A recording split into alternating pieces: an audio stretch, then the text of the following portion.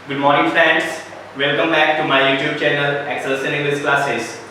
और आज हम स्टार्ट करने वाले हैं ग्रामर, जो कि किसी भी कॉम्पिटिटिव एग्जाम्स के लिए बहुत इंपॉर्टेंट होता है। आप इसको हल्के में नहीं ले सकते, ठीक है। और ग्रामर के बारे में एक बात हम आपको बता देते हैं, ग्रामर का जितना भी टॉपिक है वो इंटरकनेक्टेड होता है। कहने का मतलब है कि अगर आप पहले टॉपिक को ढंग से समझेंगे तभी जाकर आपको दूसरा टॉपिक ढंग से समझ में आएगा। नाउन समझे तो प्रोनाउन अच्छे से समझ में आएगा, वर्ब समझे तो आपको टेंस, नरेशन, वॉइस ये सारा कुछ अच्छे से समझ में आएगा। कहने का मतलब है कि ये सारा टॉपिक जो है एक दूसरे पे आधारित होता है, इसीलिए आप किसी भी टॉपिक को अंडर एस्टिमेट नहीं कर सकते। आप ऐसा नहीं सोचेंगे चलो ये नहीं हुआ तो क्या होगा, दूसरा हम पढ़ लेंगे, ऐसा नहीं कर सकते। पहले पे आधारित दूसरा होता है। तो आपको सारे टॉपिक्स को बहुत अच्छे से पढ़ना है। और हम जो क्लास ले रहे हैं बिल्कुल जीरो लेवल से, हर कोई फ्रेशर भी इन चीजों को देख सकता है। बहुत बेसिक लेवल से हम बता रहे हैं, तो किसी को समझने में कोई दिक्कत नहीं होगा, ठीक है। दूसरी बात, कुछ स्टूडेंट के दिमाग में एक चीज पूरा सेट हो चुका है कि नहीं इंग्लिश हम नहीं पढ़ सकते, बहुत टफ है। ऐसा कुछ भी नहीं है, इंग्लिश बहुत आसान है, बशर्ते आपको बहुत क्लियर माइंडसेट के साथ, पॉजिटिव एटीट्यूड के साथ इन चीजों को पढ़ना है, ठीक है ना। तो चलिए हम लोग स्टार्ट करते हैं बेसिक ग्रामर।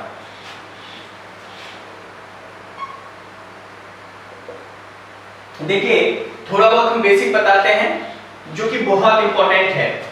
और देखिए इसका जो पहला सवाल है,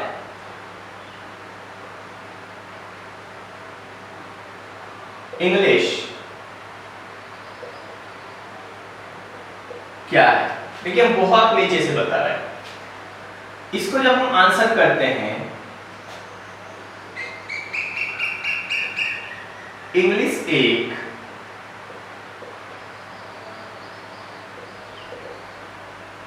इंटरनेशनल भाषा यानी लैंग्वेज है, ठीक है।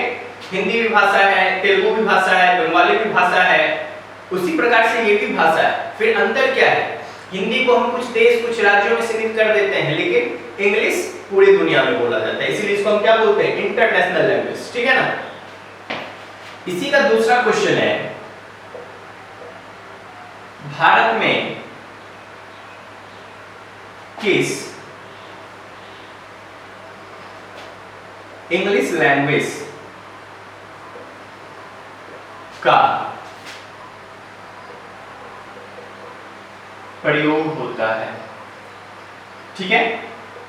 देखिए इंग्लिश में भी बहुत सारा लैंग्वेज होता है, अमेरिकन होता है, फ्रेंच होता है, इंग्लिश होता है, रशियन होता है, ब्रिटिश होता है। तो भारत में किस लैंग्वेज का प्रयोग किया जाता है, तो हमारा देश पहले किसका गुलाम था, ब्रिटिश का गुलाम था, तो हम लोग ब्रिटिश लैंग्वेज का प्रयोग करते हैं। तो आंसर करना है ब्रिटिश लैंग्वेज, ठीक है। भारत में ब्रिटिश लैंग्वेज का प्रयोग किया जाता है। तीसरा सवाल, इंग्लिश और हिंदी में क्या अंतर है, ठीक है। ये भी एक सवाल है, क्योंकि हमारे देश में हिंदी और इंग्लिश दोनों ही एक महत्वपूर्ण भाषा है, तो हमको समझना चाहिए। यहां से आपको ग्रामर समझ में आएगा। आप ऐसा मत सोचिए इन सवाल का आपके ग्रामर से कोई लेना देना नहीं है, बिल्कुल यहीं से निकलता है। और जब आप बेसिक से पढ़ेंगे तो आपको आगे पढ़ने में भी बहुत ज्यादा सुविधा होता है, ठीक है। तो देखिए इंग्लिश एक नॉन फोनेटिक भाषा है, जबकि हिंदी एक फोनेटिक भाषा है। तो आप समझ गए इंग्लिश और हिंदी में क्या फर्क है। इंग्लिश एक नॉन फोनेटिक भाषा है, जबकि हिंदी क्या है, एक फोनेटिक भाषा है। तो आगे हम नॉन फोनेटिक और फोनेटिक को अलग करके समझाते हैं, लेकिन बेसिक अंतर आपको समझ लेना है। इंग्लिश को हम लोग नॉन फोनेटिक भाषा बोलते हैं, जबकि हिंदी को हम लोग फोनेटिक भाषा बोलते हैं, ठीक है। ये बात आ गई आपके समझ में, और आप इसको नोट कर दीजिए, बहुत अच्छे से आप इसको नोट कर लीजिए, ठीक है।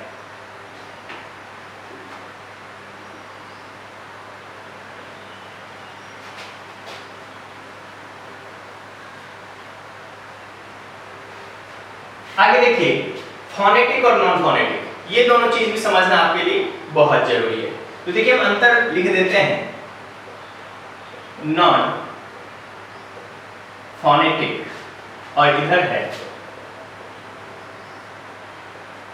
फोनेटिक, ठीक है। तो देखिए सबसे पहले समझिए फोनेटिक क्या है। फोनेटिक में एक शब्द आता है फोन, तो फोन का क्या मतलब होता है, ध्वनि, आवाज, ठीक है। तो आपको मालूम है कि जिस किसी शब्द के पहले नॉन लग जाता है तो इसका मतलब नेगेटिव में आ जाता है। तो नॉन फोनेटिक मतलब ऐसा भाषा जिसमें ध्वनि का कोई भी प्रधानता ना हो, ठीक है। और फोनेटिक मतलब होता है ऐसा भाषा जिसमें ध्वनि का प्रधानता होता है, ठीक है। तो कैसे होता है इन चीजों को देखिए, यहां पर जिस भाषा में ध्वनि का प्रधानता ना हो, ठीक है। और फोनेटिक क्या हो गया, जिस भाषा में ध्वनि का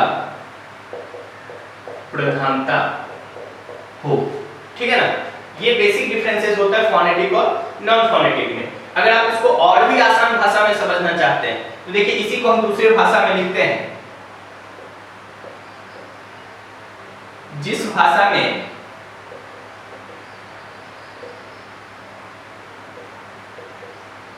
कुछ शब्द ऐसे होते हैं जिसे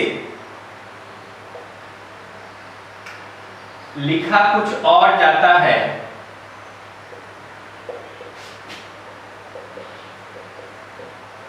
जबकि पढ़ा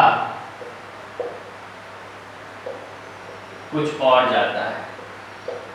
समझ गए, मतलब कुछ ऐसा शब्द जिसको हम लिखते कुछ और तरीके से हैं, पढ़ते कुछ और तरीके से। तो इसमें देखिए ध्वनि का तो प्रधानता नहीं हुआ। ध्वनि का प्रधानता होना मतलब क्या, हम जैसा बोलेंगे वैसा ही लिखेंगे, वैसे भाषा को बोलते हैं ध्वनि का प्रधानता होना, जैसे हिंदी। लेकिन इंग्लिश में ऐसा नहीं होता है। इंग्लिश में आपको बहुत ऐसा शब्द मिलता है जिसको लिखते आप कुछ और है और पढ़ते कुछ और है। जैसे एग्जांपल में देखिए,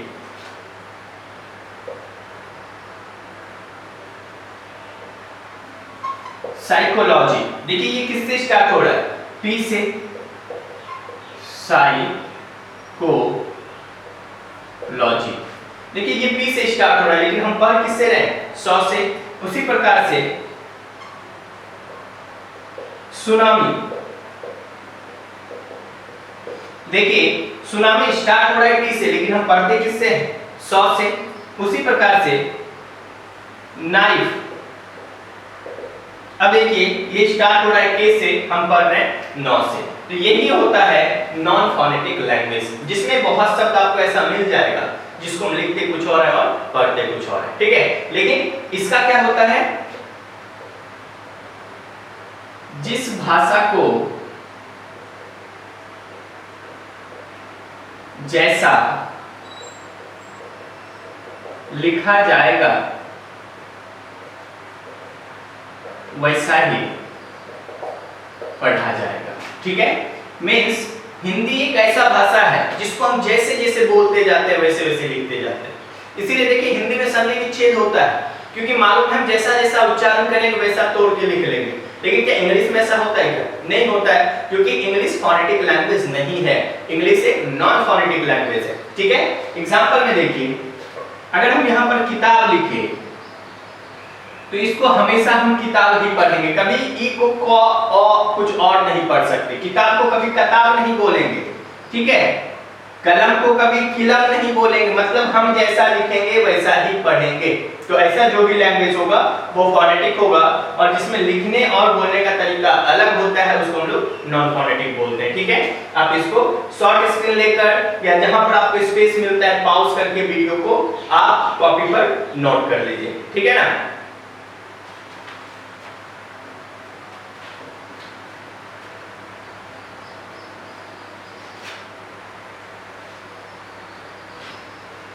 अब देखिए, अब हम लोग बात करते हैं अल्फाबेट का।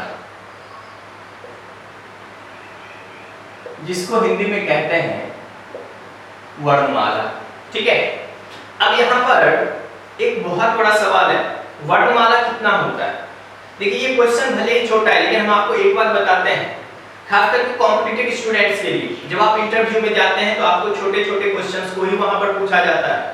आप ऐसा मत सोचिएगा ये कोई पूछने वाला नहीं है, इसका कोई मतलब नहीं है, बहुत मतलब बनता है। जब आप किसी भी इंटरव्यू में जाते हैं तो इन चीजों को आप अंडर एस्टिमेट नहीं कर सकते। ठीक है, तो देखिए अल्फाबेट कितना होता है, तो बहुत स्टूडेंट का आंसर होता है कि सर अल्फाबेट 26 होता है, लेकिन गलत है। अल्फाबेट 1 होता है और उसके अंदर वर्ण 26 होता है। जैसे आप समझिए कि 26 फूल का माला बना है, तो माला कितना हुआ? एक हुआ ना, माला एक हुआ, उसके अंदर फूल कितना है? 26 है। उसी प्रकार से अल्फाबेट एक है, उसके अंदर वर्ण 26 है। ठीक है ना, you don't have to you can say forget कि इन चीजों को हम बोलते हैं अल्फाबेट 26 होता है, तो ये चीज फिर गलत हो जाता है। ठीक है ना, अल्फाबेट सिर्फ और सिर्फ एक होता है, इसके अंदर लेटर 26 होता है। ठीक है ना, लिख लीजिए अल्फाबेट एक होता है जिसमें वर्ण 26 होता है। ठीक है, अल्फाबेट एक होता है जिसमें वर्ण 26 होता है, तो उसी वर्ण को हम लोग ए बी सी डी करके वाई से जेड तक लिखते हैं। तो इसका संख्या कितना है? 26 है, और ये सब मिलकर एक अल्फाबेट बनाता है। ठीक है ना, जब ये 26 वर्ण मिल जाता है तो एक अल्फाबेट बनता है। ठीक है, अब देखिए एक बहुत ही इंपॉर्टेंट बात, जहां से कि इंग्लिश शुरू होता है, और अगर आप इंग्लिश को यहां से समझते हैं तो आपको सारा माजरा समझ में आएगा कि आखिर इंग्लिश इतना फ्लक्चुएटिव क्यों होता है, इतना फ्लक्चुएट क्यों करता है उच्चारण में। लिखते कुछ और है, बोलते कुछ और है, आखिर इसका वजह क्या है? तो देखिए अल्फाबेट में वर्ण का संख्या कितना है? 26 है, लेकिन आपको मालूम है वर्ण का उच्चारण, इस 26 वर्ण को हम कितने तरीके से उच्चारण करेंगे? तो इसको हम 44 तरीके से उच्चारण करते हैं। ये चीज आपको ध्यान में रखना है, इसमें सिर्फ वर्ण 26 होता है, उच्चारण 44 होता है। इसीलिए इंग्लिश में बहुत बार ऐसा हो जाता है कि हम लिखते कुछ और बोलते कुछ और है। हिंदी में देखिए जितना वर्ण है उतना उच्चारण है, इसीलिए हिंदी में आपको कोई प्रॉब्लम नहीं होता है। जैसा लिखते हैं वैसा पढ़ लेते हैं, जैसा लिखते हैं वैसा हम लोग उच्चारण कर लेते हैं, संधि विच्छेद कर लेते हैं। ठीक है ना, अब इसके बाद जब हम अल्फाबेट को सेपरेट करते हैं, अल्फाबेट को भी बांटा जाता है। ठीक है, तो अल्फाबेट को कैसे बांटते हैं? देखिए सबसे पहला होता है वॉवेल, जिसको हिंदी में हम लोग क्या बोलते हैं? स्वर वर्ण बोलते हैं। दूसरा होता है कॉन्सोनेंट, जिसको हिंदी में हम लोग क्या बोलते हैं? व्यंजन वर्ण। और तीसरा होता है सेमी वॉवेल, जिसको अर्ध स्वर वर्ण कहा जाता है। और ये कितना इंपॉर्टेंट है, आप सिर्फ इसको परिभाषा तक सीमित मत करिए, इन चीजों पे आधारित बहुत सारा टॉपिक बना हुआ है। आप कह सकते हैं जैसे सिलेबल है, या फिर आप कह सकते हैं कि जो वर्ड है कैसे बना है, उस वर्ड में वॉवेल, कॉन्सोनेंट, सेमी वॉवेल सब का यूज होता है। इसलिए हम कहते हैं कि नाउन प्रोनाउन के परिभाषा को याद रखना, समझना बहुत आसान है तब जब आप इन चीजों को बहुत अच्छे से समझते हैं। इसलिए हम कहते हैं कि यहां से ध्यान दीजिए, और बहुत इंपॉर्टेंट है। ठीक है, अब देखिए वॉवेल, वॉवेल, कॉन्सोनेंट और सेमी वॉवेल, ये सबको मालूम है कि वॉवेल का संख्या इंग्लिश में कितना होता है? 5 होता है, ए, ई, आई, ओ और यू। ठीक है, तो इसका संख्या 5 है। व्यंजन वर्ड कॉन्सोनेंट का संख्या कितना होता है? तो बहुत स्टूडेंट का आंसर आता है कि सर 21 होता है। ये बिल्कुल गलत है। देखिए 5 वॉवेल है, तो जो बचा क्या वो सारा व्यंजन वर्ण हो जाएगा, तो फिर सेमी वॉवेल कहाँ जाएगा? ठीक है, तो व्यंजन वर्ण सिर्फ और सिर्फ 19 है, ठीक है, जिसमें कि बी सी डी एक्सेट्रा ये सब आता है। और सेमी वॉवेल दो है, डब्ल्यू और वाई, ठीक है ना। तो देखिए ये बहुत इंपॉर्टेंट होता है और इन चीजों को जब आप समझते हैं तो आपको पढ़ने में भी बहुत ज्यादा सुविधा होता है। क्योंकि अगर हम अभी पूछ लें कि वॉवेल कॉन्सोनेंट या सेमी वॉवेल, अल्फाबेट को बांटने का क्या जरूरत पड़ा, कुछ तो वजह होगा जिस वजह से कि अल्फाबेट को बांटा गया। देखिए हिंदी में भी स्वर वर्ण और व्यंजन वर्ण को अलग किया जाता है, इंग्लिश में भी वॉवेल और कॉन्सोनेंट को अलग किया जाता है। आखिर क्यों किया गया, कुछ तो वजह होगा। तो आप किसी भी चीज में आपको करना क्या है, परिभाषा बहुत मैटर नहीं करता है, आप उसके थ्योरी को समझिए कि आखिर ऐसा क्यों हो रहा है। और इन चीजों को जब आप पकड़ना शुरू कर देंगे तो आपको वजह मालूम होगा, और जब वजह मालूम होता है तो आपको समझ में बहुत अच्छे तरीके से आ जाता है, ठीक है। तो इसीलिए हम अभी आपको आगे बताते हैं वॉवेल, कॉन्सोनेंट और सेमी वॉवेल का डिफरेंशिएट, और इसको जब डिफरेंशिएट करेंगे तो इसकी परिभाषा को भी हम बताएंगे, जो कि आपके लिए बहुत इंपॉर्टेंट है, ठीक है ना।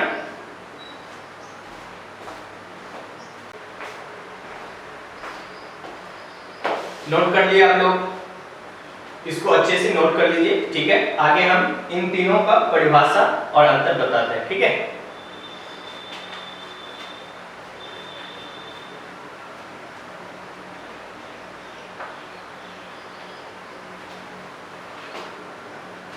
देखिए पहला है वॉवेल, स्वर वर्ण। स्वर वर्ण क्या होता है, तो देखिए एक बहुत आसान तरीका है। आप किसी भी स्वर वर्ण का जब उच्चारण करते हैं तो आपका टंग, जीभ बिल्कुल एक जगह पे खड़ा होता है, वो हिलेगा भी नहीं। ए ई आई ओ यू बोलकर देखिए, जीभ बिल्कुल एक जगह पर खड़ा होता है। ऐसा क्यों होता है, उच्चारण से लैंग्वेज का बहुत मतलब होता है, ठीक है। ऐसा इसलिए होता है क्योंकि जितना भी स्वर वर्ण है वो स्वतंत्र वर्ण होता है। स्वर वर्ण के उच्चारण में हम एक भी व्यंजन वर्ण का सहायता नहीं लेते, ठीक है ना। लिख लीजिए, स्वर वर्ण यानी वॉवेल लेटर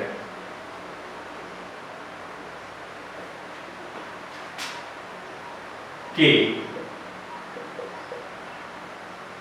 उच्चारण में हम एक भी व्यंजन वर्ण यानी कॉन्सोनेंट लेटर का सहायता नहीं लेते, ठीक है। जैसे देखिए अगर आप ए बोलते हैं तो ए का उच्चारण होता है, ई बोलते हैं तो ई का उच्चारण होता है, ओ बोलते हैं तो ओ का उच्चारण होता है, आई, आ प्लस हर्षई यू, ई प्लस हर्षव। तो देखिए जब आप इंग्लिश में वॉवेल का उच्चारण करते हैं तो हिंदी में भी सिर्फ और सिर्फ स्वर वर्ण आता है, एक भी व्यंजन वर्ण उच्चारण में नहीं आता है, ठीक है। इसीलिए हम कहते हैं कि जितना भी वॉवेल है, वॉवेल लेटर्स आर इंडिपेंडेंट, ठीक है। ये बिल्कुल स्वतंत्र होता है, इसको उच्चारण करने में हमको एक भी व्यंजन वर्ण का सहायता नहीं लेना पड़ता है, ठीक है। जबकि व्यंजन वर्ण क्या है, व्यंजन वर्ण के उच्चारण में हमको स्वर वर्ण का सहायता लेना पड़ता है। देखिए कॉन्सोनेंट लेटर्स यानी व्यंजन वर्ण,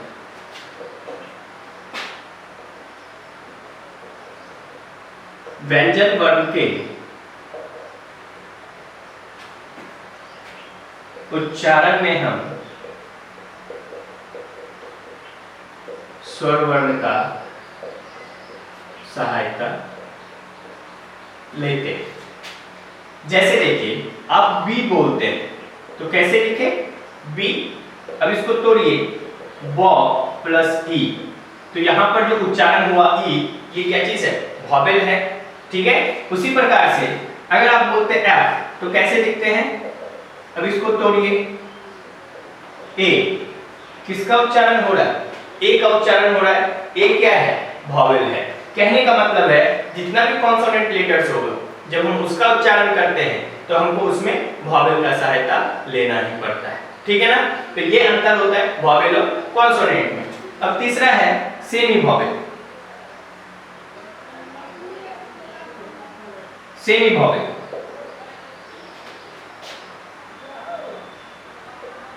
सेमी वॉवेल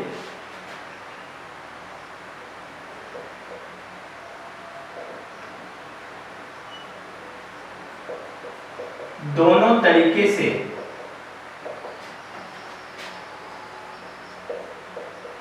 प्रयोग होता है। कभी स्वरवर्ण और कभी व्यंजन वर्ण। ठीक है? सेमी का मतलब क्या होता है? आधा।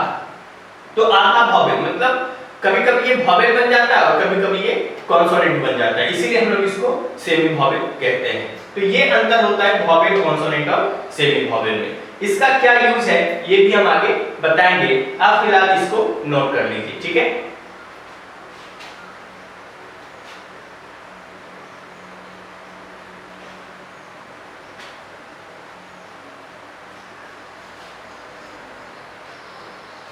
अब देखिए एक बात और आपको जानना चाहिए,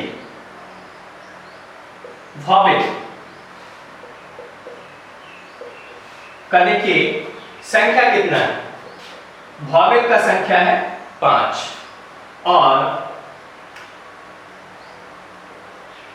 और इसका उच्चारण है 20। ठीक है? इस 5 वर्ण का उच्चारण हम 20 तरीके से करते हैं। दूसरा है कॉन्सोनेंट, इसका संख्या है 19 और इसको उच्चारण किया जाता है 24 तरीके से। और तीसरा है सेमी वॉवेल, इसका संख्या कितना हो गया? 2 और इसका उच्चारण इसी में शामिल होता है। तो देखिए टोटल वर्ण कितना हो गया? 26 और टोटल उच्चारण कितना हो गया? 44 हो गया।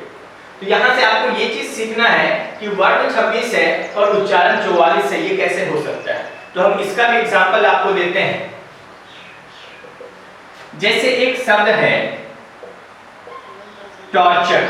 ठीक है? तो टॉर्चर कैसे लिखते हैं? टॉर्चर। तो इस टी को देखिए हम क्या उच्चारण कर रहे हैं? टॉ उच्चारण कर रहे हैं, जबकि इसी टी को हम क्या उच्चारण कर रहे हैं? चौ उच्चारण कर रहे हैं। तो यहाँ पर दिख रहा है कि दोनों जगह पर है तो टी, लेकिन दोनों का उच्चारण क्या हो जाता है? अलग अलग हो जाता है। इससे ये पता चल रहा है कि एक वर्ण को हम अलग तरीके से भी उच्चारण में लाते हैं। ठीक है? उसी प्रकार से देखिए अगर हम यहाँ पर लिखते हैं हेयर, तो कैसे लिखे? हेयर, तो इस एच को हम क्या कर रहे हैं? हॉ कर रहे हैं, और यहाँ पर लिखे एयर, तो इस एच को हम क्या कर रहे हैं? ए पर रहे हैं।